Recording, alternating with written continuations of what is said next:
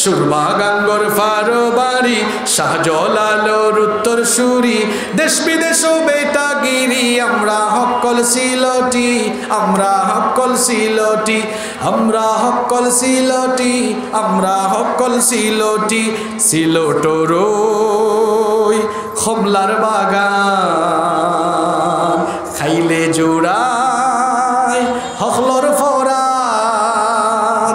আমাদের সিলেটের কমলার আলাদা স্বাদ আছে, এটা খেলে প্রাণ জুড়িয়ে যাবে, এজন্য লিখেছে আর কি এখানে সিলটর ওই খমলার বাগান খাইলে জোড়ায় হকলর ফরান।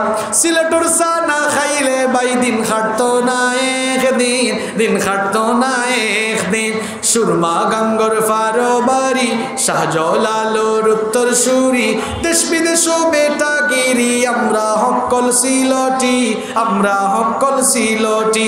আমাদের সিলেটের মানুষ বেশি প্রবাসে থাকে, এজন্য এখানে লিখেছে সৌদি আরব আবুধাবি কাতার দুবাই লন্ডন যাবি আমেরিকাত গিয়া দেখবাই ফাইবাই খালি সিলটি ফাইবাই খালি সিলটি। সুরমা গাঙ্গর ফারবারি শাহজালালোর উত্তর সুরি দেশ বিদেশ বেটাগিরি আমরা হকল সিলটি আমরা হকল যশোরবাসী আমরা সবাই বাংলাদেশি। এজন্য রব্বুল আলামিন কোরআনুল কারীমে বড় সুন্দর করে বলছেন ইন্না নাহনু নাযালনা যিকরা ওয়া ইন্না লাহু লাহাফিযুন।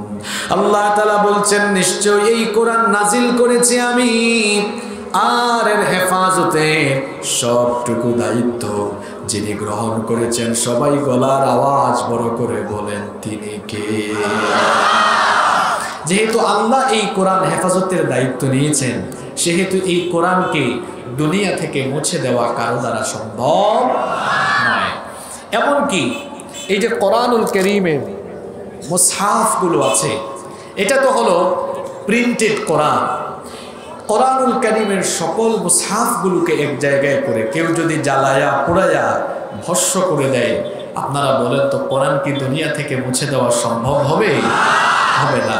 কারণ আল্লাহ তাআলা এক অভিনব পন্থায় কোরআনকে হেফাজত করে রাখছেন। এই কোরআনকে পুড়াই দিলেও কোরআন আপনি দুনিয়া থেকে মুছে দিতে পারবেন না, কারণ এই কিতাবের লক্ষ লক্ষ কোটি কোটি হাফেজদের সিনার ভেতরে কোরআন রেখে দিয়েছেন কে? আল্লাহ।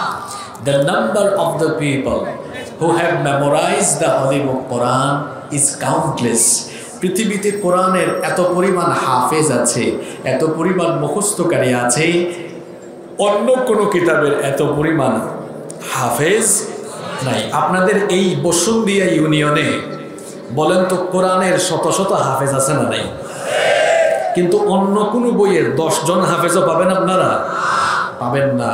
আল্লাহ তাআলা কি অভিনব কায়দায় এই কোরআনকে সংরক্ষণ করছেন। ওই লোকটা হিন্দু, কিন্তু লোকটার জন্য আমার দিল থেকে দোয়া আসে। নকুল কুমার বিশ্বাস, নাম শুনেন নাই আপনারা? লোকটা কোরআন নিয়ে একটা সুন্দর গান লিখেছে, খুব চমৎকার করে লিখেছে। যদি আগুন লেগে ধ্বংস হয়ে যায়, যদি আগুন লেগে যায় পুড়ে যায় পৃথিবীর সব বইয়ের দোকান, বিশ্ব থেকে হারাবে না, বিশ্ব থেকে হারাবে না পবিত্র কোরআন। করবে কেমন করে কোরআন ধ্বংস আগুনের তেজ, করবে কেমন করে কোরআন ধ্বংস আগুনের তেজ, আছে বিশ্ব ভরা অগণিত কোরআনে হাফেজ।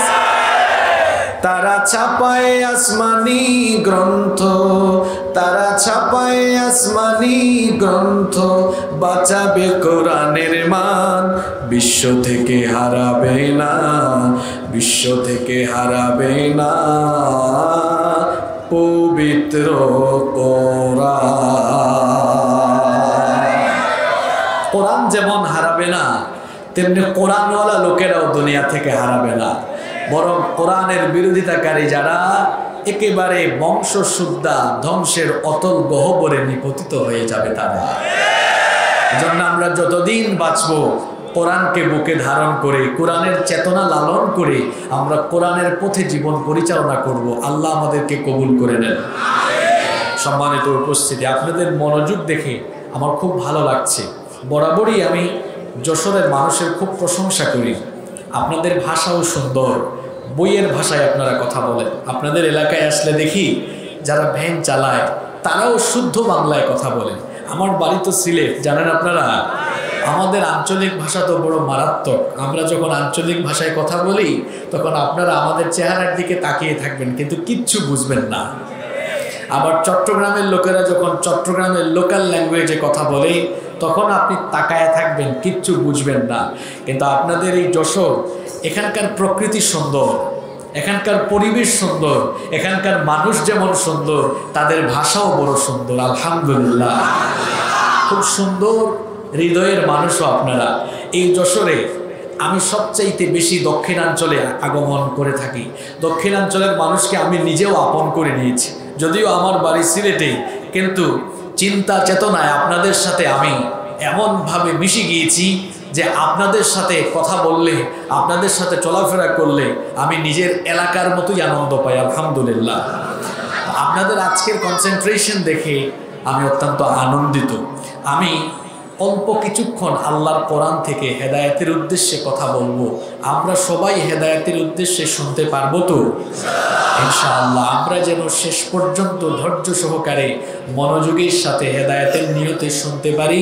আল্লাহ তাআলা আমাদের সবাইকে সেই তৌফিক দান করেন, বলেন আমিন।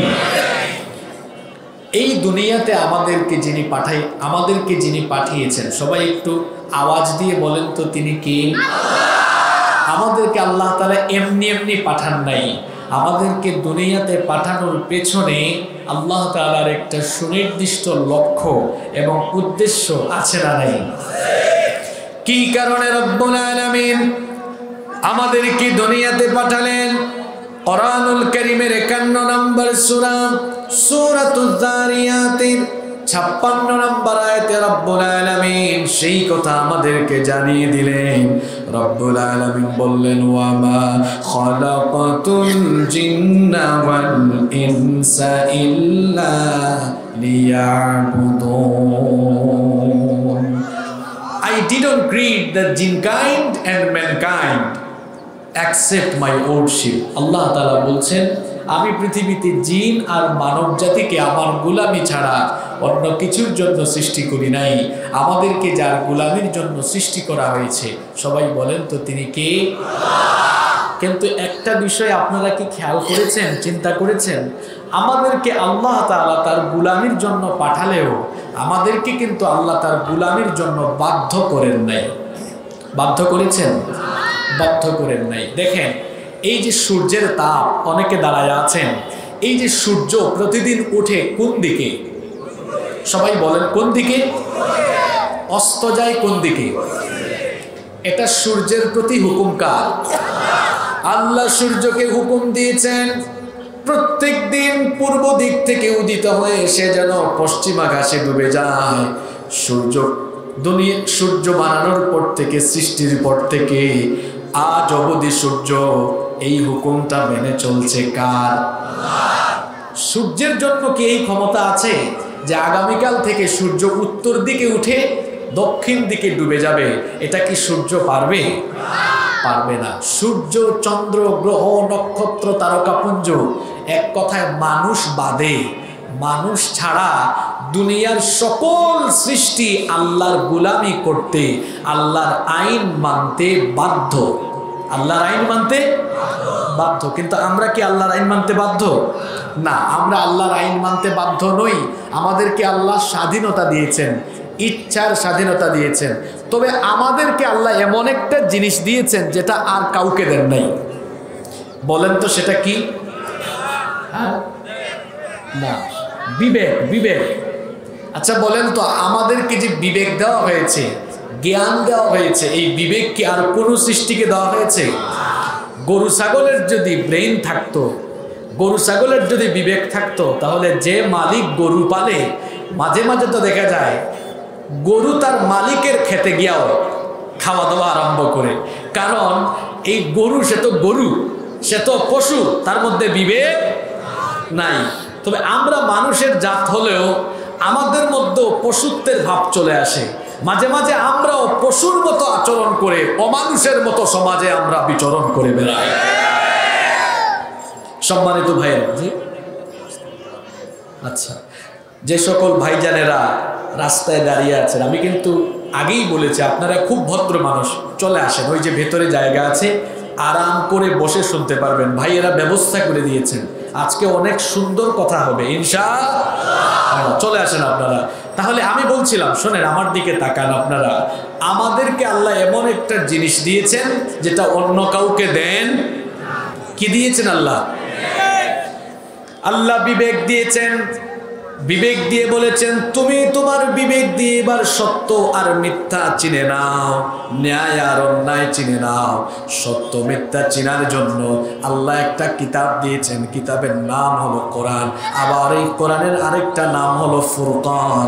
আল্লাহ তাআলা বলছেন, তাবারাকাল্লাযী নাযালাল ফুরকানা আলা আবদিহি লিয়াকুনা লিল আলামিনা নাযীরা। আল্লাহ তাআলা বলছেন, বরকতময় সুমহান সেই সত্তা যিনি তার বান্দার উপরে ফুরকান তথা সত্য মিথ্যার পার্থক্যকারী হিসাবে এই কোরআন নাজিল করেছেন। এই কোরআন আপনাকে সত্যের পথ চিনতে সহযোগিতা করবে। আল্লাহ তাআলা আমাদেরকে তার গোলামীর জন্য বানিয়েছেন। গোলামীর জন্য বানানোর পরে আল্লাহ তাআলা আমাদেরকে বিবেক দিয়েছেন, আর আমরা যেন সত্য মিথ্যা যাচাই করতে পারি, এই জন্য আল্লাহ কিতাবও দিয়েছেন। এই কিতাবের মধ্যে দুইটা পথ দেখানো হয়েছে, দল হলো মাত্র দুইটা।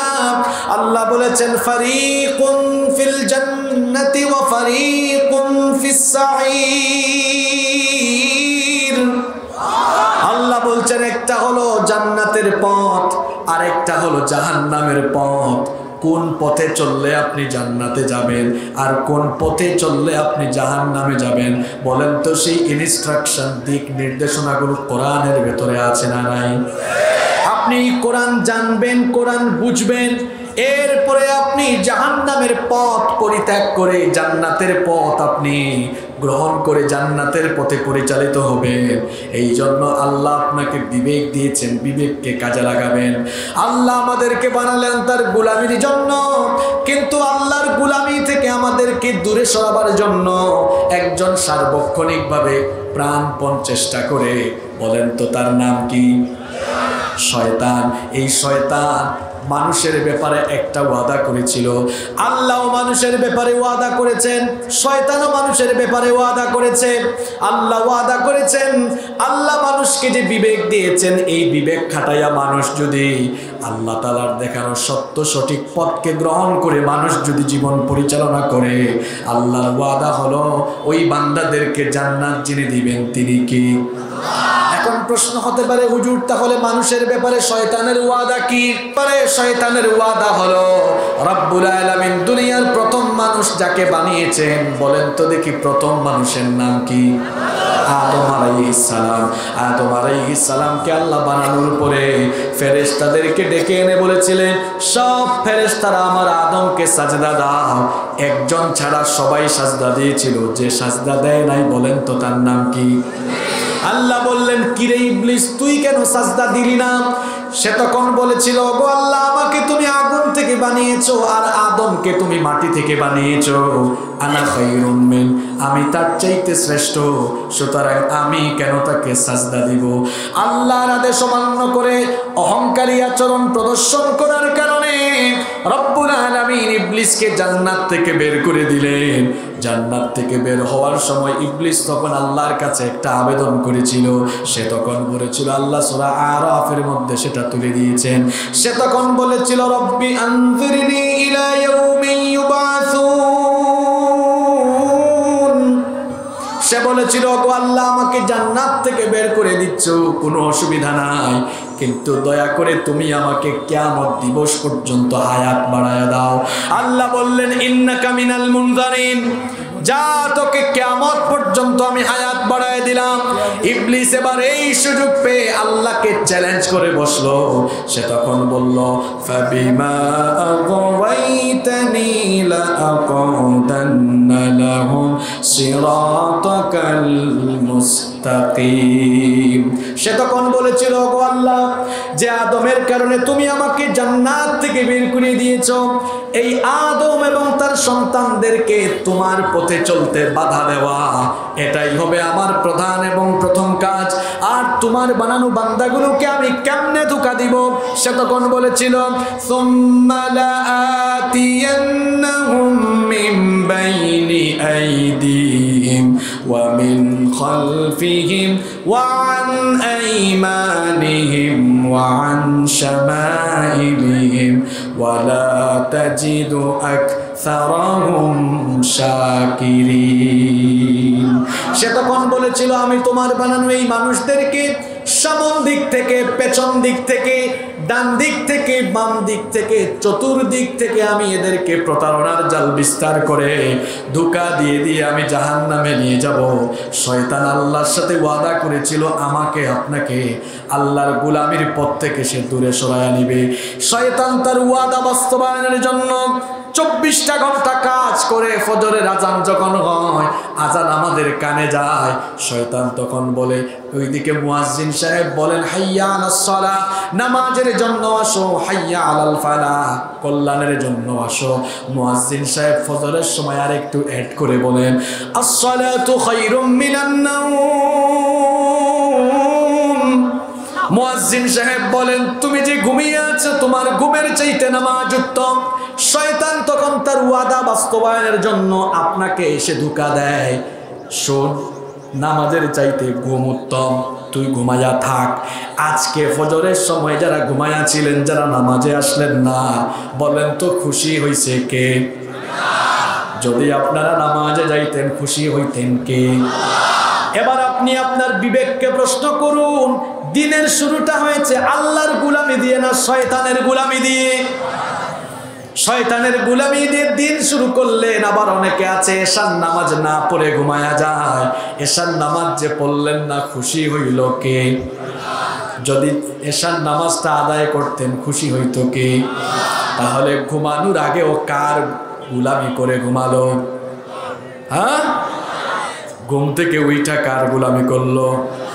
চেহারা সুরতে তারে মানুষ মনে হলেও আসলে এ হলো শয়তানের একটা খাস মুড়ি। এজন্য আমার জাতীয় কবি বড় চমৎকার করে বলেছেন, ঘুমাইয়া কাজা করেছ ফজর, তখনও জাগনি যখন জোহর, হেলায় খেলায় কেটেছে আসর, মাগরিবের ওই শুনিয়া যান, এখনো জামাতে হওরে শামিল, এখনো এর সাথে আছে স্থান, বাজিছে দামামা বাদ্রে আমামা, শির উঁচু করে মুসলমান, দাওয়াত এসেছে নয়া জামানার, ভাঙা কেল্লা ইউরে নিশান। কি সুন্দর বাস্তবিক কথা তার কবিতায় লিখেছেন। ঘুমাইয়া কাজা করেছ ফজর, তখনও জাগনি যখন জোহর। আপনারা যে ফজরের নামাজ কাজা কইরা ঘুমাইয়া যান, সবাই বলেন তো জোহরের নামাজের আগে জানাজা রেডি হওয়ার সম্ভাবনা আছে না নাই? কেমন করে ঘুমাও তুমি, কেমন করে ঘুমাও তুমি, ফজর করে কাজা, এমন তো হতে পারে জোহরে জানাজা।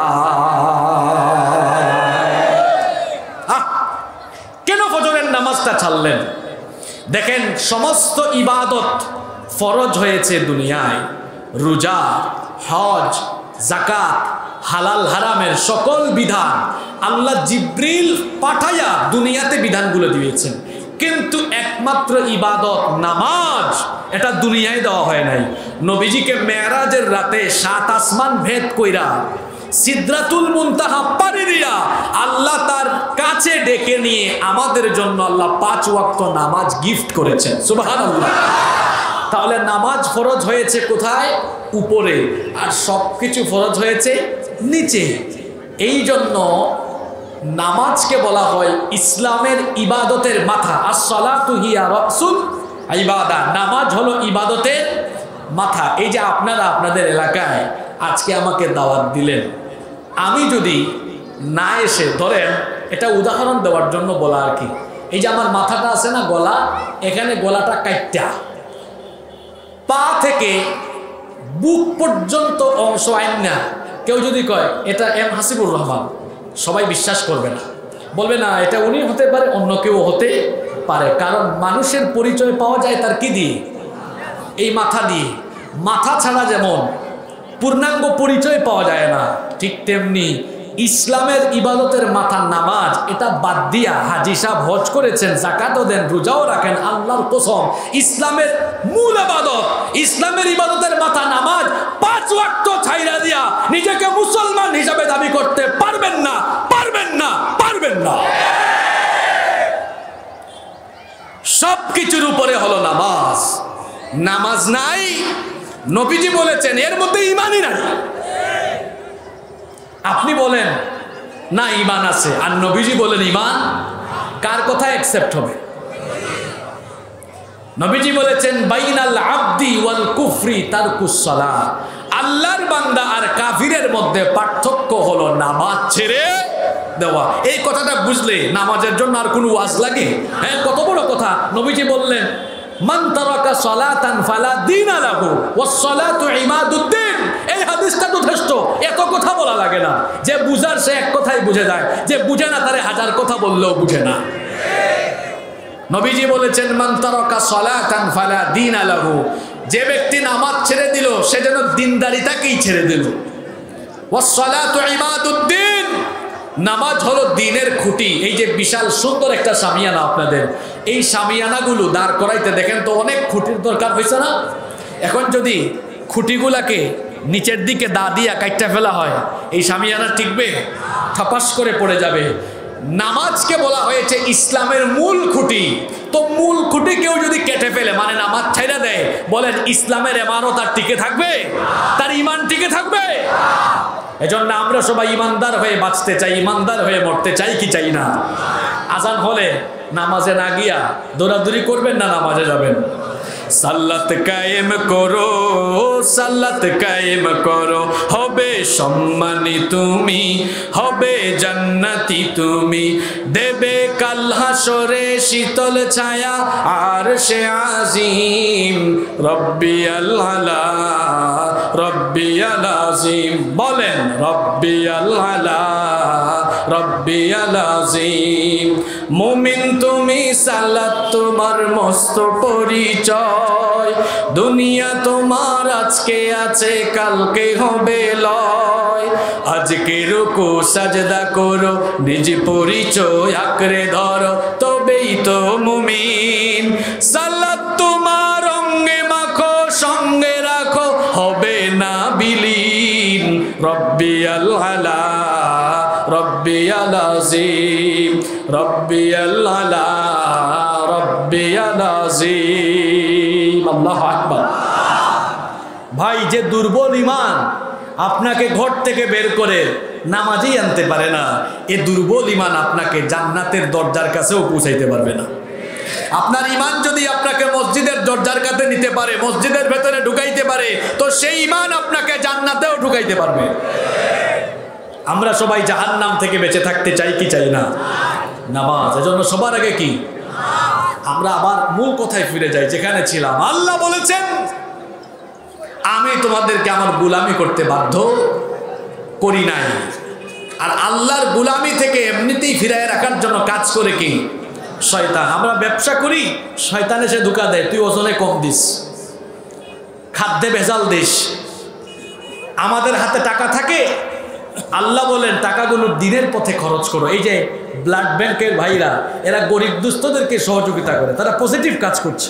আর শয়তান এসে বলে তোমার হাতে টাকা আছে, এটা সুদে খাটাও, তাহলে তুমি লাভ বেশি পাবা। আর সুদকে হারাম করেছেন কে? যারা সুদখোর, এরা দুনিয়াতে কত নিকৃষ্ট মানুষ জানেন? নবীজি বলেছেন সুদের 70টারও বেশি গুনাহ আছে। এর সর্বনিম্ন গুনাহ হলো নিজের মার সাথে জিনা করা। তাহলে যে ব্যক্তি সুদ খায় সুদের সাক্ষ্য দেয়, সুদ দেয়, সুদ নেয়। আপনারা বলেন তো, মার সাথে জেনা করবে যে, আপনারা কি তাকে সভ্য মানুষ বলবেন না দুনিয়ার সবচেয়ে অসভ্য বলবেন? সুতরাং আমরা বলতে পারি সুদখোর যারা দুনিয়ার সবচেয়ে অসভ্য নিকৃষ্ট মানুষ হলো তারা। এরা মানুষের কাতারেও পড়ে না। সুদ হলো সমাজের জন্য অভিশাপ। সুদের সাথে জড়িত হয়ে কত মানুষের ঘর বাড়ি মানুষ হারিয়ে ফেলেছে। এই সুদি কারবারে সম্পৃক্ত হয়ে মানুষ কখনো উন্নতি অগ্রগতির পথ দেখতে পারে নাই। আল্লাহ আমাদের অর্থ ব্যবস্থাকে সচল করার জন্য, চাঙ্গা করার জন্য দিয়েছেন যাকাত ব্যবস্থা, আর শয়তান দিয়েছে সুদের ব্যবস্থা। আমরা সুদ থেকে ফিরে এসে যাকাতের পথে যদি হাঁটতে পারি, যাকাত ভিত্তিক অর্থনীতি যদি আমরা মজবুতভাবে গড়ে তুলতে পারি, তাহলে আমাদের সমাজের মধ্যে, রাষ্ট্রের মধ্যে বরকত আর রহমতের বাড়িধারা যিনি নাজিল করবেন, গলার আওয়াজ বড় করে বলেন তিনি কে? আল্লাহ আমাদেরকে তার গোলামির জন্য সৃষ্টি করলেন। আল্লাহর গোলামি আমরা করব, এটা হলো আল্লাহর হক। আমাদের কাছে আল্লাহর পাওনা, আমরা আল্লাহর কি করব? গোলামি করব। এটা আমাদের দায়িত্ব আল্লাহর গোলামি করা। কিন্তু আপনি যদি আল্লাহর গোলামি না করেন, নামাজ যদি আদায় না করেন, আল্লাহর হুকুম আহকাম যদি মেনে না চলেন, তাহলে আপনি হাক্কুল্লাহ, আল্লাহর হক নষ্ট করে ফেললেন। হক হলো দুই প্রকার, একটা হচ্ছে হাক্কুল্লাহ আর একটা হচ্ছে হাক্কুল ইবাদ। একটা হলো আল্লাহর হক আর একটা হলো বান্দার হক। আল্লাহর হক যদি বান্দা নষ্ট করে ফেলে, আর যদি বান্দা তার ভুলগুলো বুঝতে পেরে গুনাহের জন্য লজ্জিত অনুতপ্ত হয়ে বান্দা যদি একটা বার তওবার দরজায় কোরআনের অনুশোচনার চোখের পানি ফেলতে পারে, বান্দার সব গুনাহ মাফ করে দিবেন কে? কি আর গুনাহ করেছেন আপনি? আপনার গুনাহ যদি হয় খাল, বিল, নদ, নদী আর পুকুরের পানির সমান, মনে রাখবেন আমার আল্লাহর দয়া হলো সাগর আর মহাসাগরের পানির সমান। আপনার গুনাহ যদি হয় বিশাল ওই পাহাড়ের সমান, আমার আল্লাহর দয়া হলো আসমানের সমপরিমাণ। আপনার গুনাহ যদি হয় বিশাল ওই আকাশের সমান, আমার আল্লাহর দয়া হলো তার আরশের সমান। আপনি যদি আল্লাহর হুকুম আহকাম অমান্য করে তওবা করে আল্লাহর কাছে দোয়া করে ফেলেন, আপনাকে যিনি মাফ করে দিবেন তিনি কে? তবে অবশ্যই সেই তওবা হতে হবে দুটা সময়ের আগে, কারণ দুইটা সময় এসে গেলে আর তওবা কবুল হয় না। আমার কথা বুঝে থাকলে সবাই বলেন তো, কয়টা সময় এসে গেলে তওবা কবুল হয় না?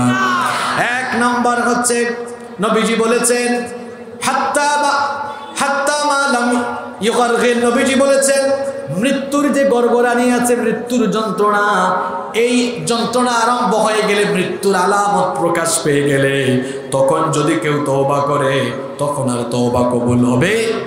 যেমন ফেরাউন মরার সময় তওবা করেছিল, কিন্তু তার তওবা আল্লাহ কবুল করেন।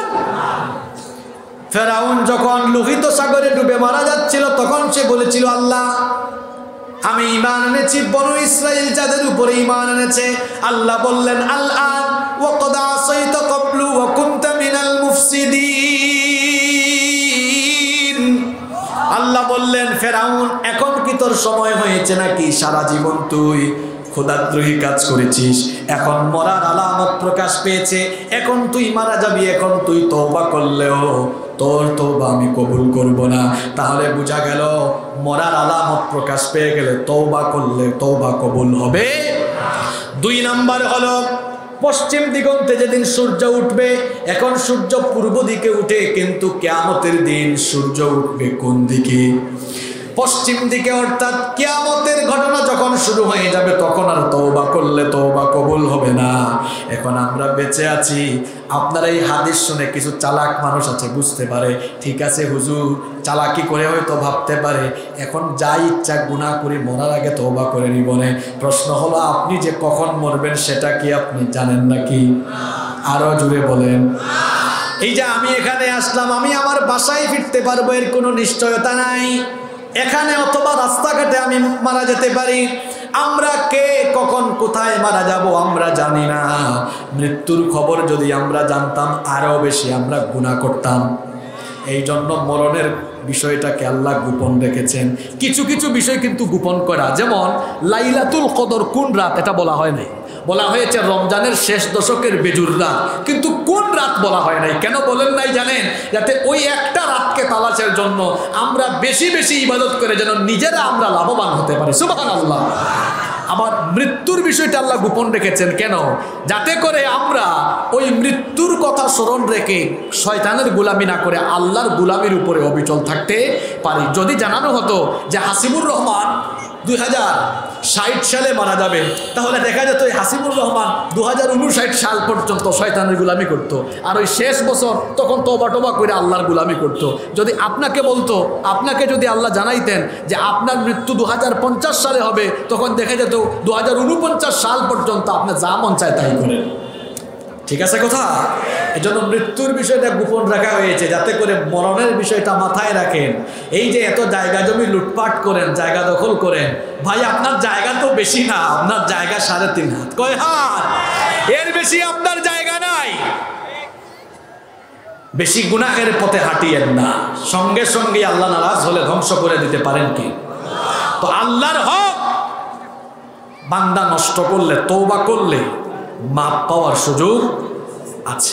কিন্তু আজকে আমি যে বিষয়টা বলতে চাই সেটা হলো দ্বিতীয় যে বিষয়টা, বান্দার হক। এটা যদি কেউ নষ্ট করে, হাক্কুল ইবাদ, বান্দার হক নষ্ট করে আল্লাহর কাছে মাফ চাইলে হবে? এটা বড় গুরুত্বপূর্ণ ব্যাপার। আমরা যে সমাজে বাস করি, আমরা সামাজিক জীব না, আমরা সমাজে বসবাস করি। প্রত্যেকটা মানুষ হিসাব করলে দেখা যাবে আল্লাহর হকের চাইতে বান্দার হকের ব্যাপারে বান্দা আরো বেশি গাফিল।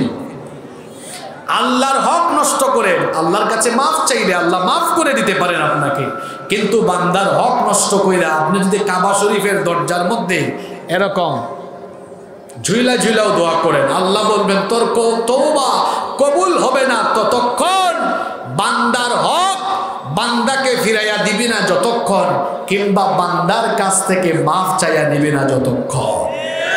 তাহলে বান্দার হকের ব্যাপারে আমাদেরকে সচেতন হওয়ার দরকার আছে না নাই? এই যে আমরা সবাই মুসলমান, এক মুসলমানের উপরে আরেক মুসলমানের হক আছে, এই হকগুলো আদায় করতে হবে, হকগুলো জানতে হবে। চলেন আমরা সংক্ষেপে জেনে নিই। একজন মুসলমানের উপর আরেকজন মুসলমানের হক হলো, একজন মুসলমান কখনো আরেকজন মুসলমানের ক্ষতি করবে না, তার উপর কোনো জুলুম করবে না, তার উপর কোনো অন্যায় করবে না, তাকে কোনো প্রকার কষ্ট দিবে না। একজন মুসলমান যদি আরেকজন মুসলমানকে গালি দেয়, তাহলে সেটা সে তার ভাইয়ের হকের মাধ্যমে নষ্ট করে ফেলল। নবীজি বলেছেন সিবাবুল মুসলিমি ফুসুকুন ওয়া কিতালুহু কুফরুন, মুসলমানকে গালিগালাজ করা এটা হলো ফাসিকি কাজ, আর অন্যায়ভাবে হত্যা করা হলো কুফরি কাজ। সুতরাং আপনি যদি কোনো মানুষকে গালিগালাজ করে পাপের কাজে সম্পৃক্ত হয়ে গেলেন। একজন মানুষকে গালি দেওয়া মানে হলো তার হক নষ্ট করা। আমাদের সমাজে এমন বহু মানুষ আছে মুখের ভাষা এত খারাপ, কথা বলার আগে গালিগালাজ মুখ থেকে বের হয়ে আসে না নাই? খবরদার মানুষকে গালিগালাজ করবেন না। উপরের দিকে থুতু মারলে যেমন নিজের উপরে পড়ে, ঠিক তেমনি আপনি যখন অন্য মানুষকে গালি দেন এই গুনাহটা কিন্তু আপনার দিকে ফিরে। এজন্য খবরদার মানুষকে গালিগালাজ করবেন না। আমাদের মধ্যে অনেকের স্বভাব আছে আমরা মানুষের নামও বিকৃত করে রাখি। যেমন একজন মানুষের নাম হলো আবুল কালাম, আমরা বলি কালাইম্যা। একজন ভাইয়ের নাম হলো আব্দুল সালাম, কই কিরে সালাইম্যা বাদাইম্যা। বলেন তো মানুষের নাম বিকৃত করে এইরকম মানুষও আমাদের সমাজে আছে না নাই? খবরদার, আপনারা হয়তো ভাবছেন হুজুর আমরা এটা ঠাট্টা করে বলি, এটা কিন্তু ঠাট্টার চলে বললেও এটা অনেক বড় গুনাহ। আল্লাহ বলেছেন ওয়ালা তানাবাজু বিল আলকাব, আল্লাহ বলেছেন খবরদার কারো নাম তোমরা বিকৃত করে দেখো না। বিসাল ইসমুল ফুসুক বাদাল ঈমান, ঈমান আনার পরে কারো নাম বিকৃত করে ডাকা, কাউকে জঘন্য নামে ডাকা, এটা হলো ফাসিক, এটা হলো বড় গুনাহ। আপনি কাউকে যদি নাম বিকৃত করে ডাকেন, আপনি আপনার ভাইয়ের হক নষ্ট করে ফেললেন। আপনি যদি কোনো মানুষের গীবত করেন, চুগলখুরি করেন, তার হক আপনি নষ্ট করে ফেললেন। আমাদের সমাজে গীবত আর চুগলখুরি আছে না নাই? বিশেষ করে এই যে এলাকায় এলাকায় চায়ের দোকান আছে, এই চায়ের দোকানগুলোর আমি নাম দিয়েছি বাংলাদেশের সেকেন্ড পার্লামেন্ট। এখানে চায়ের দোকানদার স্পিকারের ভূমিকায় থাকে, আর চা খুর যারা চা খাইতে আসে এরা সাংসদের ভূমিকায় অবতীর্ণ হয়ে চায়ের কাপে চুমুক দেয়, আর এলাকায় কি হইল না হইল এর সমালোচনা তার সমালোচনা, এর গিবত তার গিবত করে, আছে না না? বাইরের নিজের চরকায় তেল দেন। যার কোনো কাজ নাই এই সকল অকর্মারাই কেবল মানুষকে নিয়ে সমালোচনা করে। যাদের কাজ আছে, ব্যস্ত মানুষ, মানুষকে নিয়ে মাথা ঘামানোর তার কোনো সময়ই নাই, নিজের কাজে মন দেন। গিবত করবেন না, চুগলখুরি করবেন না। গিবত যদি করেন, চুগলখুরি যদি করেন, এগুলোর কারণে আপনার ভাইয়ের হক আপনি নষ্ট করে ফেললেন। আমি আগে পয়েন্টগুলো বলি, এরপরে আমি ফিনিশিং দিব সুন্দর করে। আমরা বাহিরে তো মানুষের হক যেমন নষ্ট করি, আমরা এখন এমন জালিম হয়েছি, আমরা নিজেদের ঘরেও নিজেদের ঘরের মানুষদের উপর আমরা জুলুম করে বসি। যেমন আমি হাজব্যান্ড, আমি স্বামী, কিন্তু আমার স্ত্রীর যথাযথ সকল হক আমি আদায় করি না। আমার স্ত্রীর সাথে আমি সুন্দর করে কথা বলি না, আমার স্ত্রীকে আমি সময় দেই না, আমার স্ত্রীর চাওয়া পাওয়াকে আমি মূল্যায়ন করি না। যদি আপনার স্ত্রীর হক আপনি আদায় না করেন, তার সাথে যদি সুন্দর করে কথা না বলেন, আপনি আপনার নিজের বউয়ের উপরে জুলুম করে বসলেন। আল্লাহ বলেছেন ওয়াশিরুহুন্না বিল মারুফ, তোমরা তোমাদের বিবিদের সাথে সুন্দর আচরণ করো, তোমরা তোমাদের স্ত্রীদের সাথে ভালো আচরণ করো। একটা ফ্যামিলিতে স্ত্রীর অবদানও কিন্তু অনেক বেশি। কত বেশি যদি বুঝতে চান, মাঝে মাঝে কিচেনে ঢুকে তারপরে আপনি পেঁয়াজ কাটা আরম্ভ করেন, বুঝবেন নারীদের কষ্ট। নারীরা যে রান্না বান্না করেন, নারীরা যে ঘরের সকল কাজ করেন, 1-2 দিন আপনি একটু কইরা দেখেন, আপনি তো ভাবেন না আমি নবাবজাদা নসরুল্লাহ, আমি তো সব কিছু করি, আমারে বেশি কষ্ট। একটা ফ্যামিলিতে একজন নারীর যে কি পরিমাণ স্যাক্রিফাইস আছে, কি পরিমাণ ত্যাগ আছে, এটা বুঝতে হলে আপনি 1-2 দিন কইরা দেখেন, তারপরে আপনি টের পাবেন, ঠিক কি না? অনেকে আছে তার নিজের বউয়ের সাথে দাসীর মতো, বান্দির মতো আচরণ করে, বিবির সাথে হাসি মুখে কথা বলে না, বউকে সময় দেয় না। বিয়ে করার পরে প্রথম 2-3 বছর খুব মিষ্টি মিষ্টি কথা বলে, খুব সময় দেয়, এরপরে দেখা যায় বউয়ের সাথে দাসীর মতো, বান্দির মতো আচরণ করে, মাঝে মাঝে বউ পিটায়। বউ পিটানো এগুলো কি নবীদের সুন্নতি কাজ? কথা কন না কেন আপনারা? অনেক বাড়িতে বউ পিটায়, যারা বউ পিটায় এরা কিন্তু ভালো মানুষ না, সভ্য মানুষ না। অনেকে বউ পিটায়, তাদের বউরা গিয়ে মেম্বার সাহেব, চেয়ারম্যান সাহেবদের কাছে, এলাকার মুরব্বীদের কাছে, থানায় গিয়ে, প্রশাসনের কাছে গিয়ে বিচার দেয়। যারা নিজের বউকে সময় দেয় না, বউয়ের সাথে ভালো আচরণ করে না, এদের চেহারা দেখলেই বোঝা যায়। কারণ বউয়ের সাথে বেশি তিরিং বিরিং করেন না, নইলে তরকারিতে লবণ কম হবে, তরকারি মজা হবে না, খাবার দাবার, ভালো খাবার দাবারের অভাবে চেহারার উপর তার কুপ্রভাব পড়বে। যাদের বউ ভালো, এদের চেহারা দেখলে কিন্তু বোঝা যায়, কারণ বউ খুব আদর করে খাওয়ায়। এদের গেট আপ সেট আপ দেখলে বোঝা যায়, কারণ বউ তাকে পরিষ্কার পরিচ্ছন্ন রাখে। তার গেট আপ সেট আপ, তার সব কিছু, খাবার দাবার থেকে নিয়ে শুরু করে সব কিছুতে বউ তাকে কেয়ার করে। আর যারা নেককার স্ত্রী পেয়েছে, ভালো দিনদার স্ত্রী পেয়েছে, এদের কিন্তু কপাল খুলে গিয়েছে। শোনেন নবীজির হাদিস এটা, নবীজি বলেছেন মার রাযাকাহুল্লাহু ইমরাআতান সালিহা ফাকাদ আ'ানাহু আলা শাত্রি দীনি। আল্লাহর নবী বলেছেন, আল্লাহ যাকে দয়া করে একজন নেককার দিনদার স্ত্রী দান করেছেন, আল্লাহ যেন ওই লোকটাকে ইসলামের অর্ধেক নিয়ামত দান করে দিয়েছেন। এটা বিবাহিত ভাইরা বুঝবেন যে নেককার স্ত্রী কত আলামত, আর অবিবাহিত নেককার স্ত্রী সৌভাগ্যের জন্য কতটা গুরুত্বপূর্ণ। আর অবিবাহিতরা আফসোস করতেছে, হুজুর আমাগত নাই। ভাই তোমাদেরও হবে ইনশাল্লাহ। আমরা দোয়া করছি আল্লাহ যেন অবিবাহিতদের জীবনে নেককার দিনদার মেয়ে, দিনদার স্ত্রী দান করেন, সুবহানাল্লাহ। তাহলে বোঝা গেল যারা বিয়ে শাদী করো নাই ভাই, তোমরাও বিয়ের আগে যুবকরা শুধু সুন্দরী মেয়ে দেখে দৌড়াইও না। এই মেয়েটা দিনদার কিনা, 5 ওয়াক্ত নামাজি কিনা, পর্দা করে কিনা, এগুলো দেখে তারপরে দিনদারিতাকে প্রাধান্য দিয়ে বিয়ে করতে হবে। তাহলে ঘরের মধ্যে বরকত দিয়ে ভরপুর করে দিবেন যিনি, তিনি কে? আর যুবকদেরকে বলছি হারাম রিলেশন করবা না, গার্লফ্রেন্ড বানাইও না, মাদকের ধারে কাছেও যাইও না। এই মাদক হলো যুব সমাজকে ধ্বংস করে দেওয়ার জন্য একটা ভয়াবহ উপাদান। মাদকের ধারে কাছেও যাইও না, সন্ত্রাসী কর্মকাণ্ডের ধারে কাছেও যাইও না। যারা কলেজে পড়ো, বিশ্ববিদ্যালয়ে পড়ো, মেয়েদের পিছনে ঘুরঘুর করো না। এখন হলো তোমার পড়াশোনার বয়স, পড়াশোনায় মন দাও, কেরিয়ার সুন্দর করো, বিসিএস এর জন্য প্রস্তুতি নাও। এখন থেকেই পড়াশোনা করো, স্বপ্ন দেখো দেশের বাহিরে গিয়ে ভালো ভালো ইউনিভার্সিটিতে পড়াশোনা করবা। এমন স্বপ্ন লালন করে ভালো করে পড়াশোনা করো, তোমার কেরিয়ার সুন্দর করো, নামাজি হয়ে চরিত্রবান হও। তোমার মতো ছেলে কেন মেয়ের পিছনে ঘুরবে? তোমার চরিত্র সুন্দর হলে আর কেরিয়ার সমৃদ্ধ হলে দেখবা সুন্দরী সুন্দরী মেয়ের বাপ তোমার পিছে মেয়ে বিয়ে দেওয়ার জন্য লাইন ধরে দাঁড়ায় আছে। এজন্য যুবকদেরকে বলছি, মেয়েদের পিছনে ঘুরবা না, নিজেকে এতটা যোগ্য করে তুলো, নিজেকে এতটা সভ্য উন্নত চরিত্রের অধিকারী বানাও যাতে করে তোমার পিছে মানুষ লাইন ধরে। পারা যাবে তো ইনশাল্লাহ? পারা যাবে তো ইনশাল্লাহ? সম্মানিত ভাইরা, তাহলে বলছিলাম বান্দার হক নষ্ট করার কথা। স্বামী হয়ে স্ত্রীর হক নষ্ট করবেন না। আমার মায়েরা বোনেরা এসেছেন, বোনদেরকেও বলবো খবরদার, আপনার স্বামীর হক নষ্ট করবেন না। আপনার স্বামীর প্রতি যত্নবান হন, স্বামীকে টেক কেয়ার করুন, স্বামীকে ভালোবাসুন, স্বামীকে সময় দিন, স্বামীর খেদমত করুন। আপনাদের জন্য তো জান্নাতে যাওয়া সহজ। আল্লাহর নবী বলেছেন নারীরা মাত্র 4টা কাজ করো। আল্লাহর নবী বলেছেন 4টা কাজ করো, নিরাপদে তোমরা জান্নাতে ঢুকে যেতে পারবা।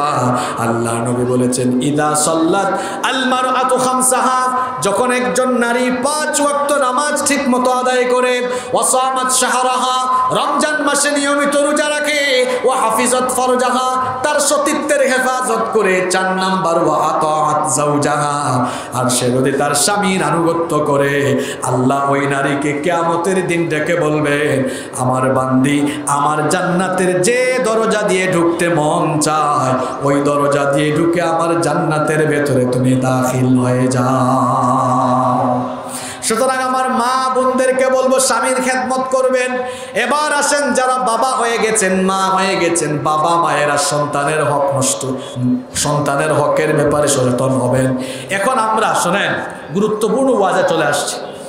আমরা অনেকেই বিভিন্ন জায়গায় আলেমদেরকে বলি হুজুর আব্বা আম্মার খেদমতের ওয়াজ কইরেন, আর আমি বলি বাংলাদেশে আব্বা আম্মার খেদমতের ওয়াজ বেশি হয়েছে। এখন ওয়াজ হওয়া দরকার প্যারেন্টিং নিয়ে, প্যারেন্টিং সিস্টেম নিয়ে, যে কিভাবে মা বাবা তার সন্তানকে বড় করবে, কিভাবে সন্তানকে মা বাবা গাইড করবে। আপনি যদি আপনার সন্তানের হক আদায় না করেন, আপনার এই সন্তান কোনোদিনও আপনার খেদমত করবে।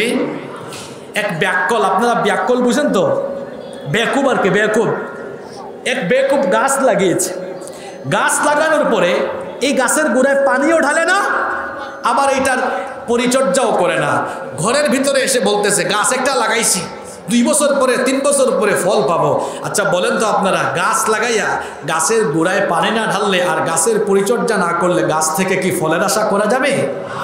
গাছ চারা রোপণ করার পরে যেমন গাছের গোড়ায় পানি ঢালতে হয়, পরিচর্যা করতে হয়, ঠিক তেমনি সন্তান জন্ম দিয়ে এই সন্তানের পিছনে সময় দিতে হয়, খাটনি খাইতে হয়, এটাকে দিন শেখাইতে হয়, এটাকে আদব শেখাতে হয়, আখলাক শেখাতে হয়, সভ্য করে গড়ে তুলতে হয়।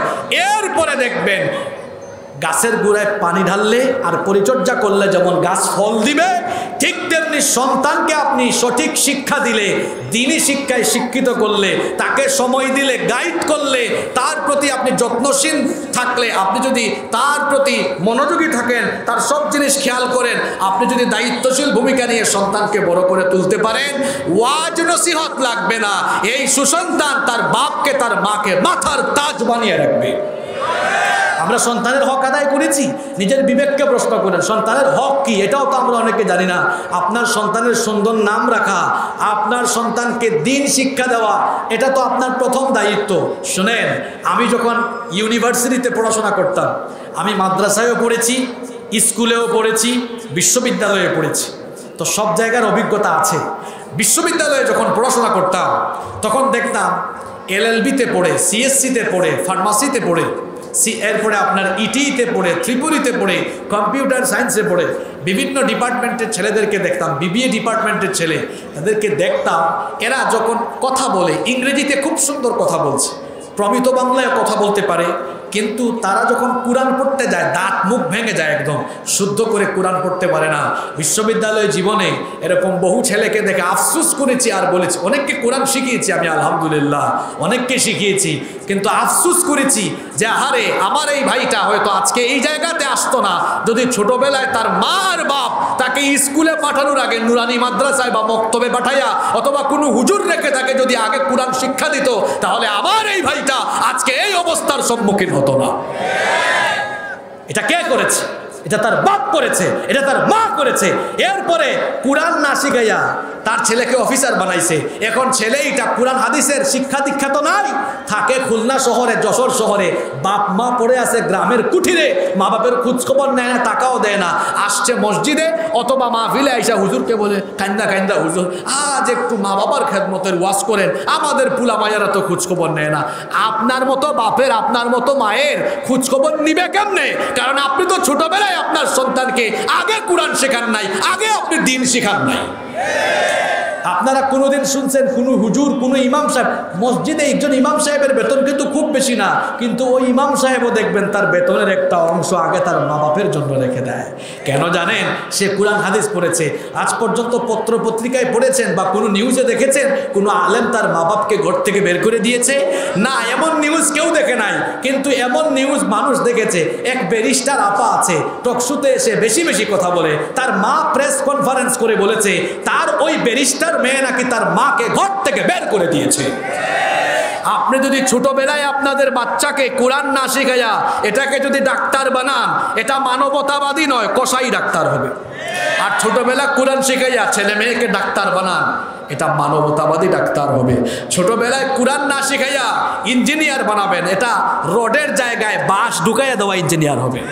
আর ছোটবেলা কোরআন শিখাইয়া এটাকে ইঞ্জিনিয়ার বানাবেন, এটা সৎ যোগ্য দেশপ্রেমিক একজন ইঞ্জিনিয়ার হবে।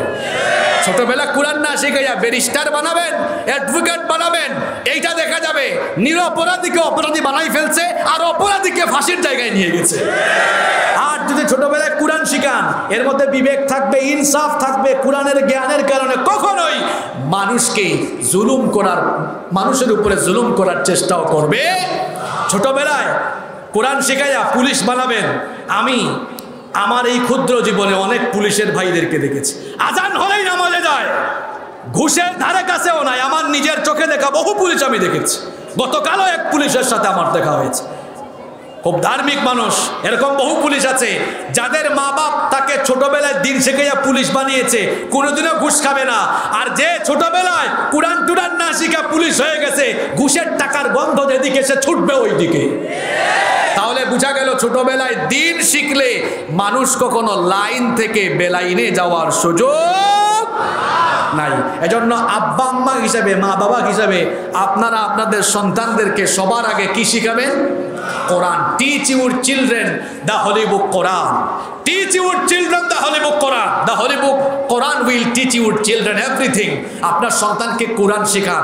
যদি আপনার সন্তানকে আপনি কোরআন শেখাইতে পারেন, দেখবেন এই কোরআন আপনার সন্তানকে গোটা পৃথিবীর জ্ঞান বিজ্ঞানের সাথে পরিচিত করে দিবে ইনশাআল্লাহ। কোরআন শিখলে কেউ কখনো ছোট হয়ে যায় না। দেখেন, আমার বহু ফ্রেন্ড আছে, আমরা ব্যাচমেট ক্লাসমেট ছিলাম, মাদ্রাসায় পড়েছে। আমার কয়েকজন ফ্রেন্ড আছে মিনিস্ট্রিতে চাকরি করে, কেউ পুলিশ হয়েছে, কেউ বা আবার প্রশাসনিক সেক্টরে গিয়েছে, ডাক্তারও হয়েছে। মাদ্রাসায় পড়লে কেউ তো ঠকে না, দিন শিখলে কেউ ঠকে না। ঢাকা বিশ্ববিদ্যালয়ের দিকে তাকায় দেখেন আপনারা, প্রত্যেক বছর ঢাকা বিশ্ববিদ্যালয়ের অ্যাডমিশন টেস্ট যখন হয়, দেখা যায় স্কুল কলেজের ছেলেদেরকে পেছনে ফেলে দিয়ে প্রতিবার মাদ্রাসার ছেলেরা ফার্স্ট হয়ে যায়, ঠিক কি না? অনেকে আছে হুজুর দেখলেই, টুপি আর দাড়ি দেখলেই মনে করে এটা আর কি জানে, এটা সমাজের নিকৃষ্ট কীট, মানে অবমূল্যায়ন করে, অবজ্ঞা করে। ভাই, এটা আপনার মাথার মধ্যে কি যে ঢুকছে আমি জানি না। শুনেন, কখনো একজন হাফেজ, একজন আলেম কোনো দিক থেকে ছোট নয়। কেন জানেন? এই যে 30 পারা কোরআন, এটা ঢুকায় রেখে দিয়েছে সিনার ভেতরে। কত বড় কিতাব, 30 পায়া। আপনি তো 30-40টা আয়াত মুখস্থ করে মনে রাখতে পারেন না, আর সে 30 পারা ঢুকায় রেখেছে, হাজার হাজার হাদিস মুখস্থ করে ফেলেছে। আপনি 2-4টা ইংরেজির বই পড়া একটু ফটর করে ইংলিশে কথা বলেন, আর ভাবেন এরা কি জানে, এরা কি জানে যে ছেলেরা এত বড় কিতাব মুখস্থ করে ফেলেছে, হাজার হাজার হাদিস মুখস্থ করে ফেলেছে। ওই আপনার 2-4 পাতা, 3-4টা ইংরেজি বইয়ের কিতাবের পাতা, এগুলা চাবাই চুবাই খাইয়া ভেতরে ঢুকাই ফেলতে পারে। অবশ্য এখন হুজুরদেরকে নিয়ে মানুষের নেগেটিভ ধারণা দূর হচ্ছে। এখনকার স্কলাররা সব দিক থেকে স্মার্ট, আপনারা জানেন। এখনকার স্কলাররা ভালো ইংরেজি জানেন, বিজ্ঞানের ব্যাপারেও তাদের ধারণা আছে, সমাজনীতি, রাষ্ট্রনীতি, রাজনীতি, অর্থনীতি, সকল দিকের ব্যাপারে ধারণা আছে। আগে অনেক মানুষ টকশোতে বসে চিল্লাইতো, হ্যাঁ বলতো এই মোল্লাগুলো কি জানে। যখন মোল্লারা টকশোতে বসে আরম্ভ করেছে, তখন নাস্তিকরা টকশো ছেড়ে পালাতে আরম্ভ করেছে। মোল্লার দূর মসজিদ পর্যন্ত না, মোল্লারা অনেক পড়াশোনা করে, অনেক পড়াশোনা করে। কারণ তারা তো কোন দিকে মাইরা খাবে, কারে ঠকাইয়া খাবে, এই চিন্তা ভাবনা মাথার ভেতরে নাই। সবসময় উম্মার চিন্তা নিয়ে ব্যস্ত, সবসময় কিতাবের পাতায় ব্যস্ত, সবসময় ভালো কাজের দিকে, সৎ কাজের দিকে, আল্লাহর দ্বীনের কাজের দিকে তারা মনোনিবেশ করেছে। পড়াশোনায় আছে, এই জন্য সাহায্য আসে কোত্থেকে? সাহায্য আসে কোত্থেকে? ওখান থেকে সাহায্য না আসলে চলা যাবে। সম্মানিত ভাইরা, তাহলে বলছিলাম সন্তানদের হক আদায় করবেন। আমি বলছিলাম বান্দার হকের কথা বলতে বলতে পরিবারে ঢুকেছিলাম, বলেছিলাম পরিবারের হক আদায় করেন। ভাই হয়ে ভাইয়ের হক নষ্ট করবেন না। এখন তো বহু জায়গায় দেখা যায় ভাই সম্পদের জন্য তার ভাইকে খুন করে ফেলেছে, অথবা ভাই তার ভাইকে, বড় ভাই ছোট ভাইকে ঘর থেকে বের করে দিয়েছে, আসে না নাই? এইরকম অভিযোগ আমরা হরহামেশা প্রায় শুনি। খবরদার, ভাই হয়ে ভাইয়ের উপর জুলুম করবেন না। বাপের সম্পত্তি নিজে একাই ভোগ করবেন না। এত সম্পদ ভোগ করে খায়া কি হবে? সম্পদ নিয়ে তো আপনি কবরে যাইতে পারবেন না। এই ঘুনি এলাকার কবরস্থানগুলোর দিকে তাকায় দেখেন, কবরস্থানে যারা ঘুমায়া আছে তাদের বাড়ি গাড়ি, টাকা পয়সা, ফ্যাক্টরি, ইন্ডাস্ট্রি সব কিছু দুনিয়াতেই আছে, কিন্তু তারা একা একা কবরে চলে গিয়েছে। তার মানে ধন সম্পদ মানুষের সাথে যাবে। মাঝে মাঝে কবরস্থান ভিজিট করেন, আর মাঝে মাঝে হসপিটাল ভিজিট করবেন। কেন দুইটা কথা বললাম, এর ব্যাখ্যাও দেই। কবরস্থানে এই জন্য যাবেন, এই যে সম্পদের লোভে পড়ে আপনি হালালও বুঝেন না, হারামও বুঝেন না, আপনি ভালোও বুঝেন না, মন্দও বুঝেন না। গিয়ে দেখেন ভাই, কবরস্থানে থাকা মানুষগুলো তাদের বিরাট বিরাট অট্টালিকা, টাকা পয়সা সব দুনিয়ায় রেখে দিয়ে কবরে একা ঘুমায়া আছে। এই সম্পদ নিয়ে কবরে যেতে পারবেন না। হালাল হারাম বুঝেন, সত্য মিথ্যা বুঝেন, বুঝে আপনি সত্য গ্রহণ করেন, হালাল গ্রহণ করেন, তাহলে কবরে যাওয়ার সময় একা যাবেন না, আমলের একটা পাহাড় নিয়ে কবরে যাবেন। ঠিক কি না? আর হসপিটাল ভিজিটের কথা কেন বলেছি? কিছু মানুষ আছে সম্পদ মানে বরকত, একটা কথা আছে না, বরকত নাই এদের জীবনে, আর সন্তুষ্টি নাই, স্যাটিসফ্যাকশন যেটাকে আমরা বলি, স্যাটিসফ্যাকশন নাই। তার আছে, কয় না আরো লাগবো, আছে তারপরেও বলে আরো লাগবে। মাঝে মাঝে আইসিইউতে ঢুকবেন, মাঝে মাঝে আমি নিজেও কিন্তু হসপিটালে যাই। যখন আমি বুঝি যে আমার মধ্যে একটু পরহেজগারিতে এখন বিল্ড আপ করা দরকার, হসপিটালে ছুটে যাই, এমনি যাই। হসপিটালে গেলে দেখবেন, আহারে কত মানুষ তো দেখি এখানে কাতরাইতেছে, চিৎকার করছে। আইসিইউতে আবার কত মানুষ মৃত্যুর জন্য অপেক্ষা করছে, আর তার স্বজনরা গিয়ে টাকার বান্ডিল রেখে বলতেছে, ডাক্তার সাহেব টাকা আছে, টাকা আছে, টাকা কত লাগবে বলেন, রুগী বাঁচান। দেখেন কত মানুষ অন্যায় পথে টাকা কামাইয়া এরপরে মরণের জন্য অপেক্ষা করে বলতেছে টাকা লাগবে, টাকা নেন, তাও জীবন বাঁচান। তাহলে বোঝা গেল এই টাকা পয়সা কোনো কিছুই আপনার কাজে লাগবে না যদি নিজেকে আপনি সৎ পথে, হালাল পথে, আল্লাহর পথে রাখতে না পারেন। ঠিক কি না? আর হালাল রুজি তো হলো ইবাদত কবুলের সবচেয়ে বড় শর্ত, এটা বড় ওয়াজ। আপনি যদি নামাজ পড়েন, হজ করেন, জাকাত দেন, আর অন্যদিকে যে টাকা দিয়ে হজে গেছেন এটা যদি হারাম পয়সায় উপার্জন হয়, হারাম পথে উপার্জন হয়, আপনি গিয়ে বলবেন লাব্বাইক আল্লাহুম্মা লাব্বাইক লাব্বাইক লা শারীকা লাক লাব্বাইক ইন্নাল হামদা ওয়ান নি'মাতা লাকা ওয়াল মুলক লা শারীকা লাক। হারাম পথে টাকা কামাইয়া বেটা গিয়ে বলে লাব্বাইক, আল্লাহ আমি হাজির। আল্লাহ তখন জবাব দেন, তোর মতো হারামখোরের উপস্থিতি আমি আল্লাহ গ্রহণই করলাম না। বেটা হারাম খাইয়া মসজিদে গিয়ে তুমি টুকুর টুকুর করে সাজদা দাও, গিয়ে বলো আল্লাহ আমি নামাজে আসছি। আল্লাহ বলেন মসজিদ থেকে বের হ, বের হয়ে আগে তোর বডিটাকে হালাল বানা। কারণ হারাম পথে টাকা কামাইয়া কামাইয়া বডিটারে তো হারাম বানাই ফেলছো। এই হারাম বডির ইবাদত, দুয়া, নামাজ, হজ, জাকাত কিচ্ছু আল্লাহ কবুল করবেন না। ইবাদত এবং দুয়া কবুলের পূর্ব শর্ত হলো হালাল পথে রুচি করা, হালাল পথে উপার্জন খাওয়া, হালাল পথে খাবার খাওয়া, হালাল খাবার গ্রহণ করা। ঠিক কিনা? জন্য সিদ্ধান্ত নেন যে হারামের ধারে কাছেও যাবেন না, কারণ হারামের মধ্যে কোনো আরামও পাওয়া যায় না। শুনেন, হারামে যে আরাম পাওয়া যায় না, কিছু দৃষ্টান্ত আপনাদেরকে দেখাই। কিছু মানুষ আছে এরা অন্যায় পথে টাকা কামায়, দুর্নীতি করে, ঘুষ খায়। গিয়া দেখেন এই যে ঘুষ খাইয়া, সুদ খাইয়া, অন্যায় করে যে টাকা কামাইছে এটা তার কাছে নাই, রাখতে পারতেছে না, বরকত নাই। টাকা একদিকে আনছে, অন্যদিকে আল্লাহ তার ভিতরে এমন বড় রোগ দিয়েছেন, এই রোগের চিকিৎসা দেশেও হয় না। যে টাকাগুলো অন্যায় পথে কামায় ওগুলো আবার বাতাসের মতো উড়াইয়া বিদেশের হসপিটালে দিয়ে আসা লাগে। টাকা অন্যায় পথে কামাইতেছে তো মানুষের উপর জুলুম করে কামায়, তার বউ অসুস্থ, তার ছেলে মেয়ে অসুস্থ, তার ছেলে মেয়ে প্রতিবন্ধী হবে। অর্থাৎ হারামের মধ্যে বান্দা কোনোদিনও আরাম পাবে, তারে আল্লাহ কোনো না কোনো দিকে বিপদে ফেলে রাখবেন। খবরদার, খবরদার, সাবধান, সাবধান। অন্যায় করে, দুর্নীতি করে, ঘুষ খেয়ে, লুটপাট করে, জুলুম করে টাকা কামাবেন না। এই টাকায় কোনোদিনও আরাম পাবেন না, পাবেন না, পাবেন না। চ্যালেঞ্জ করে বলে গেলাম। হালাল পথে অল্প পয়সা কামান, অল্প। সুবহানাল্লাহ। দেখবেন অল্প পয়সা কামাইছেন তো সারা মাসে খরচ কইরা দেখা যাবে কিছু টাকা আরো অবশিষ্ট আছে, তার মানে বরকত দিয়েছেন কি? আপনারা বলবেন হুজুর এটা থাকবে কেন? থাকবে যে কেমনে আপনি নিজেও বুঝবেন না। হয়তো আপনি চাকরি করেন, সৎ পথে আছেন, এমনও দেখা যাবে যে আপনার বেতন হঠাৎ করে বেড়ে গেছে। দেখা যাবে এমন কেউ আছে যে আপনার জন্য বিরাট হাদিয়া নিয়ে আসবে। কথা বলেন, এরকম আছে না নাই? আচ্ছা, আপনি হালাল পথে চলেন, সৎ পথে চলেন। শোনেন, রিজিক, রিজিকের টেনশন আপনি করেন না।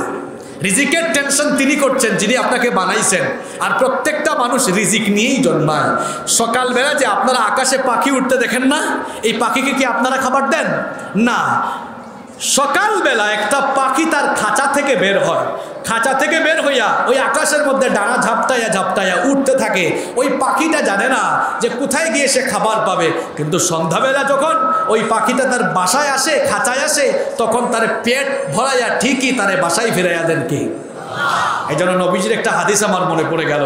নবীজি বলেছেন, তোমরা যদি হালাল পথে চলো, তোমরা যদি সৎ পথে চলো আর আল্লাহর উপর তাওয়াক্কুল রাখো, দেখো না আকাশের পাখিকে আল্লাহ যেমন রিজিক দেন, আল্লাহ তোমাকেও তেমনি রিজিক দান করবেন। সুবহানাল্লাহ। তাহলে আমরা হালাল পথে চলবো, হারামের ধারে কাছেও যাব না। সবাই রাজি আছেন তো? এই যে এরকম বান্দার হক নষ্ট করেন যদি আপনি, আমার কথা শুনতে শুনতে আপনারা কথা চলতেছে কিন্তু আল্লাহর হক আর বান্দার হক নেই। তো বান্দার হক যদি আপনি নষ্ট করেন, বান্দার হক নষ্ট করার পরে আপনি যদি তওবা করেন, এই তওবা কবুল হবে না ততক্ষণ, বান্দার হক বান্দাকে ফিরাইয়া দিবেন না যতক্ষণ, অথবা বান্দার কাছ থেকে মাফ চাইবেন না যতক্ষণ। বান্দার হক কি? আরেকজনের জায়গা জমি দখল করছেন, লুটপাট করছেন, তার দোকান দখল করে ফেলেছেন, একজন মানুষের উপরে মিথ্যা মামলা দিয়ে খাঁচায় ঢুকায় রেখেছেন, তাকে তার পরিবার থেকে বঞ্চিত করেছেন, তার উপর হয়রানি করেছেন, আপনি তার উপর জুলুম করেছেন। এই সবই হলো বান্দার হক নষ্ট করার নামান্তর। আসেন এবার বান্দার হক নষ্ট করলে কি হবে আমরা এর পরিণাম জেনে নিই। আল্লাহর নবী বলেছেন, খবরদার বান্দার হকের ব্যাপারে সচেতন হও। বান্দার হক নষ্ট করলে আখিরাতে তো শাস্তি হবে, দুনিয়া থেকেই আল্লাহ শাস্তি শুরু করে দিবেন। আর আখিরাতের শাস্তির কথাটা আগে বলি। একটা সুন্দর হাদিস, একটা সুন্দর ঘটনা বলবো। আপনাদের মনোযোগ আছে না চলে গেছে? ঘটনাটা কি আমি বলবো? এই ঘটনাটা আমি হাদিস থেকে শোনাচ্ছি। আল্লাহর নবী একদিন সাহাবীদেরকে বললেন, আচ্ছা সাহাবীরা, আতাদরুনা মাল মুফলিস, তোমরা কি জানো আমার উম্মতের মধ্যে সবচাইতে নিঃস্ব, সবচাইতে অসহায় কে? এই প্রশ্ন যদি আমি আপনাদেরকে করি যে বলেন তো আমাদের মধ্যে অসহায় কে, আমি জানি হয়তো বেশিরভাগে এই জবাব দিবে, হুজুর যাদের ঘর নাই, বাড়ি নাই, টাকা নাই, পয়সা নাই, কিচ্ছু নাই, এরা হলো অসহায়। তো সাহাবীদেরকে যখন নবীজি বললেন তোমরা বলো তো উম্মতের মধ্যে সবচাইতে অসহায় কে, তখন সাহাবীরা বললেন, ইন্নাল মুফলিসা ফিনা মাল্লা দিরহাম লাহু ওয়ালা মাতা। ওগো নবী, আমাদের মধ্যে সবচেয়ে অসহায় হলো সেই ব্যক্তি যার টাকা পয়সা ঘর বাড়ি কিচ্ছু নাই। নবীজি বললেন না, উত্তর ভুল। উত্তর কি শুনতেছেন তো আপনারা? শোনেন, আজকের পুরা ওয়াজ মনে রাখতে না পারলো প্লিজ এই হাদিসটা নিয়ে বাড়িতে যান, লক্ষ লক্ষ টাকা খরচ করে আয়োজন সফল ইনশাআল্লাহ। একটা হাদিস বুঝলে সব কিছু বোঝা হয়ে যাবে। নবীজি বললেন না, সাহাবীরা উত্তর ভুল দিয়েছে। সাহাবীরা বললেন তাহলে সঠিক উত্তর কি? নবীজি আপনি বুঝাই দেন কে অসহায়। নবীজি তখন বললেন, শোনো, আমার উম্মতের মধ্যে সবচাইতে অসহায় হলো সেই ব্যক্তি। এই যে চাচা যান, বসেন বাবা, এই হাদিসটা শোনেন, বসেন বসেন। আমার উম্মতের মধ্যে সবচাইতে অসহায় হলো সেই ব্যক্তি যে ব্যক্তি দুনিয়ায় নামাজ, রোজা, হজ, যাকাত সমস্ত ইবাদত পালন করে নেকির বিরাট একটা খাতা নিয়ে হাজির হয়ে এরপরে মুহূর্তেই কিয়ামতের মাঠে তার আমলগুলো ধূলিসাৎ হয়ে যাবে, নষ্ট হয়ে যাবে, তারপরে তার আমলের খাতা শূন্য হয়ে গিয়ে জাহান্নামে যাবে। যে আমার উম্মতের সবচেয়ে অসহায় হলো সে। কেমন কথা আবার? নামাজি, রোজাদার, হজ করেছে, যাকাত দিয়েছে, সব ভালো কাজ কইরা নেকি আর নেকি। এই যে আমার হাতে একটা পোস্টার, এখানে কি আছে লেখা, মনে করেন তার সব আমল লেখা। নবীজি বলছেন সে কিয়ামতের মাঠে উঠার পরে মুহূর্তেই তার আমলের খাতা কি হয়ে যাবে? ব্ল্যাঙ্ক হয়ে যাবে, অসহায় হবে, শেষ। সাহাবীরা বুঝলেন না ব্যাপারটা, বললেন ইয়া রাসূলুল্লাহ, আমার সঙ্গে বলেন সাল্লাল্লাহু আলাইহি ওয়াসাল্লাম, আমরা বুঝি নাই, আমাদেরকে বুঝায় দেন কেন তার এত আমল নিঃশেষ হয়ে যাবে। নবীজি তখন বললেন, এই লোকটা তার নেকি নিয়ে যখন হাজির হবে সে তো ভাববে আমার এত নেক আমল, আমি তো জান্নাতি। আল্লাহ বলবেন তারে আটকাও। আল্লাহ ফেরেশতাদেরকে বলবেন এই লোকটা দুনিয়ায় যাদের হক নষ্ট করেছিল সমস্ত ক্ষতিগ্রস্ত লোকদেরকে ডেকে আনো। এবার ডেকে আনা হবে তাদেরকে যার জায়গা জমি আপনি দখল করছেন। এবার ডেকে আনা হবে তাদেরকে আপনি যে আপনার সন্তানের হক নষ্ট করেছেন। এবার ডেকে আনা হবে তাদেরকে আপনি যাদের উপর জুলুম করেছেন। এবার ডেকে আনা হবে তাদেরকে আপনি যাদেরকে অন্যায়ভাবে যাদের উপর জুলুম করেছেন। এক কথায় সকল ক্ষতিগ্রস্ত লোকদেরকে ডেকে আনা হবে। আপনাদের এলাকায় একটা ঝগড়াঝাটি মারামারি হইলে এলাকার মুরব্বীরা এসে যখন বিচার করবেন, বিচারের সময় মনে করেন এক পক্ষ আরেক পক্ষের মাথা ফাটাই দিছে, সে যশোরে গিয়ে চিকিৎসা নিয়েছে, বিচারের সময় মুরব্বীরা বলবেন ঠিক আছে, সে চিকিৎসা নিয়ে এসে ক্ষতিপূরণ দাও, টাকা পয়সা দাও, আরও কোনো ক্ষতি করলে ক্ষতিপূরণ দাও।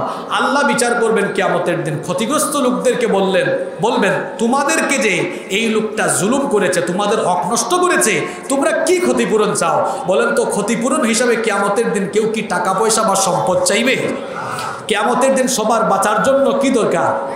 নেক আমল। তখন এই ক্ষতিগ্রস্ত লোকেরা বলবে আল্লাহ এত আমাদের হক নষ্ট করেছে, আপনি এক কাজ করেন, আপনি তার আমলের খাতা থেকে নেকি আমাদেরকে ক্ষতিপূরণ হিসাবে দেন। তখন আপনি 5 ওয়াক্তের নামাজও পড়েন, আপনি তাহাজ্জুদও পড়েন, দান সদকাও করেন, অন্যদিকে মানুষের উপরে অন্যায় করেছেন, মিয়া তোমার নামাজ রোজার সব সওয়াব সে নিয়ে যাবে। কি হবে? আল্লাহ বলবেন ঠিক আছে, এর নেকি থেকে ওই ক্ষতিগ্রস্ত লোকদেরকে দেওয়া আরম্ভ করুন। তার নেকির খাতা থেকে নেক আমল বন্টন করতে করতে করতে করতে তার নেকির খাতার নেকি শেষ, পাওনাদারের লাইন এখনো, বলেন পাওনাদারের লাইন এখনো বাকি আছে। আল্লাহ নবী বলছেন এই রকম বান্দার হক, মানুষের হক নষ্ট করে কিয়ামতের দিন নিজেদের নেকি অন্যকে দিয়ে দিয়ে আমল শূন্য হয়ে জাহান্নামী হবে যে গোটা উম্মতের মধ্যে সবচেয়ে অসহায় হলো সে। ওই অসহায়ের কাতারে আমি আপনি আমরা কি শামিল হতে চাই? আরো জোরে বলেন শামিল হতে চাই। এই হাদিসি ওয়াজের জন্য যথেষ্ট। যান যাদের জায়গা জমি দখল করছেন দলিল বুঝাই দেন, যাদের হক নষ্ট করেছেন ফিরাই দেন, যাদের নামে মিথ্যা মামলা দিয়েছেন তুলে নেন, যাদের হক নষ্ট করেছেন ফিরাই দেন, বাবা মায়ের হক নষ্ট করেছেন পা ধুইরা মাফ চান। এক কথায় মানুষের যত হক নষ্ট করেছেন মানুষের হক মানুষের কাছে ফিরাই দেন, নইলে হাজির ঘরের হাজি 100 বার হজ কইরা মরলেও মানুষের হক নষ্ট করার কারণে জাহান্নামের আগুনে পোড়া লাগবে। আসুন আল্লাহর হক আর বান্দার হকের ব্যাপারে সচেতন হই। আল্লাহর প্রথম হক হলো আল্লাহকে সাজদা দেওয়া। আল্লাহকে কি দেওয়া? আজান হলে মসজিদ বা নামাজের বাহিরে থাকবেন না, এক ওয়াক্ত নামাজও কাজা করবেন না। রাজি আছেন তো সবাই? আজকে থেকে নামাজ ছাড়বো না। কারা কারা রাজি আছেন একটু হাত তুলেন তো।